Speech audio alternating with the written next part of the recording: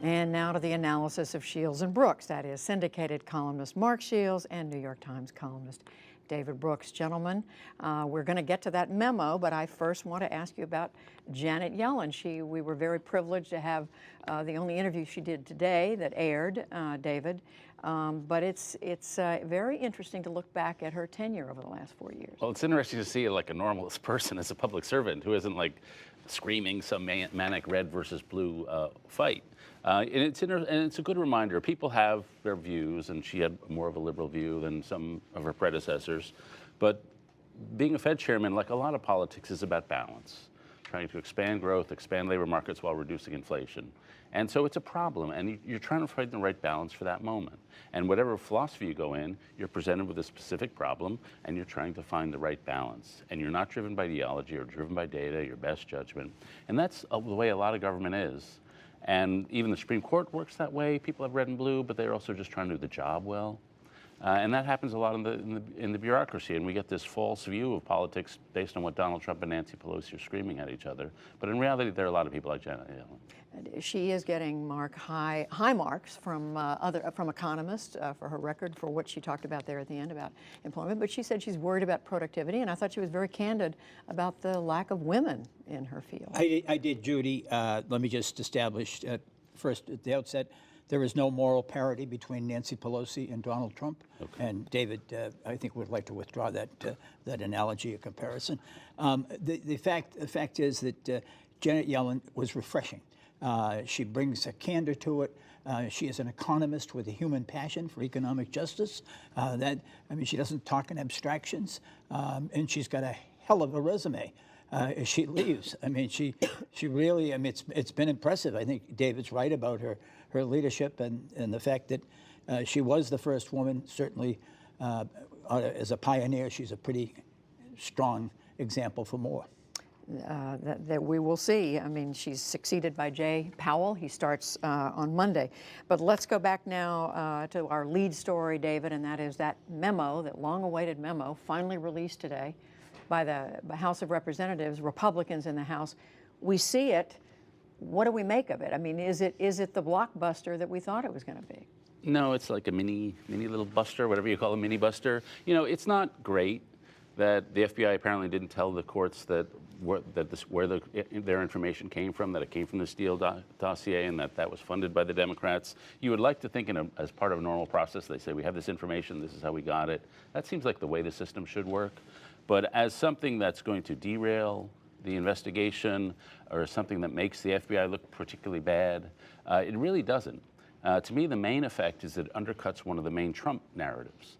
And the main Trump narrative has been that this got started because some mixture of FBI partisans, Obama, Clinton people had this Steele dossier, and that launched this investigation.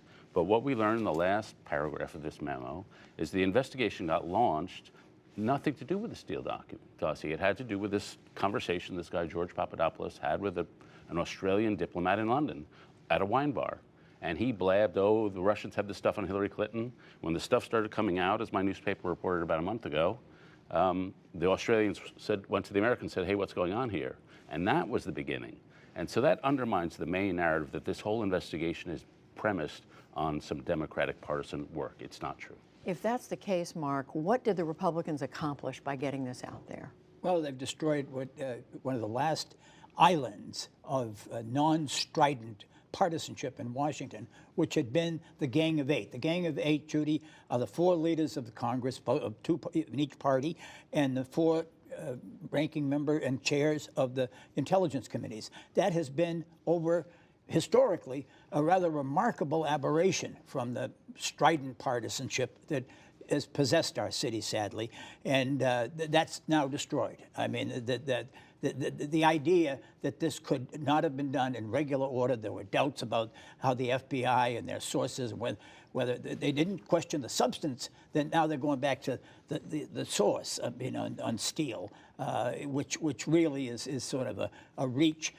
We learned today that Devin Nunes, the author, and I put that in quotes, of this memo, because there are strong suggestions that he was not unaided in this effort, that there may have been collusion with those other places in government, that in fact he never even read the basic material. He apparently said that in an interview. At Fox News. He subcontracted that to Trey Gowdy, a colleague in the House. So I just think it's, I think it does nothing but damage. And let's be very blunt. What it reveals more than anything else is that this president will do anything and leave any wreck in his wake to avoid and to somehow stop what is an authorized investigation by his administration of Russian influence in the last election. You agree with that? Yeah, well, I mean, the two acts of Nunes' complete malpractice is not reading the underlying material. I mean, he can have Trey Gowdy read it, but they can make two copies. Two people can read something.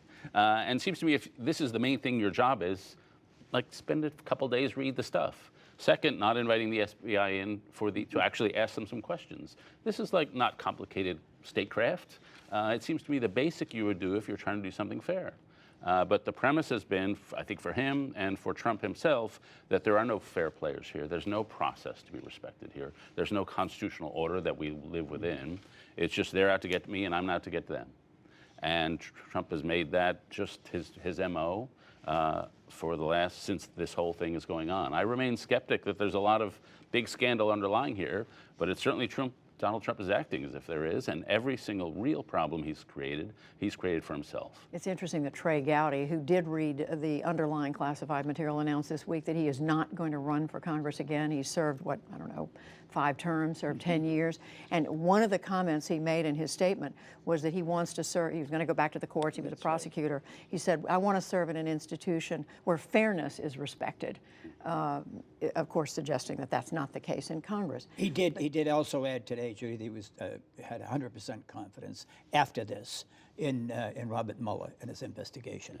Trey Gowdy said that. Trey Gowdy said that. And so my question is, does what the Republicans and the president have done here, does it in any way undermine the Mueller investigation? Well, I think it was a way in to Mueller that they obviously laid out was to get Rod Rosenstein, who had been confirmed as Deputy Attorney General of the United States by a 92-6 vote, with such notorious conservatives as Chuck Schumer and Dick Durbin and Chris Van Hollen all voting for him, and Kamala Harris. But to get him and get him replaced, and hoping that somehow Rachel Brand, who would succeed him, whose reputation whose reputation for integrity and experience and solid legal credentials, she's had clerked the Supreme Court, was very professional, respected on both sides, that she would somehow bow to Donald Trump and get rid of Bob Mueller. As we learned from David's paper, it's reporting of Don McGahn, the White House counsel's refusal to go along with the firing of Bob Mueller, that the president is trying to do this through the back door. But I think this failed as a political means. But we don't know. We don't know at this point what the president's going to do, whether he's going to go ahead and try to get rid of Rosenstein. That's been all the speculation for the Right, last and he week. certainly left the door open. I guess what strikes me, we had Will Hurd, Republican from Texas, on earlier, and very reasonable guy, trying just to do oversight. His rhetoric was 1,000 miles away from what Donald Trump's rhetoric has been, and 1,000 miles away from what a lot of the Trump orbit has been. The precursor talk was this memo was going to be so scandals worse than Watergate, that this was going to be something so devastating.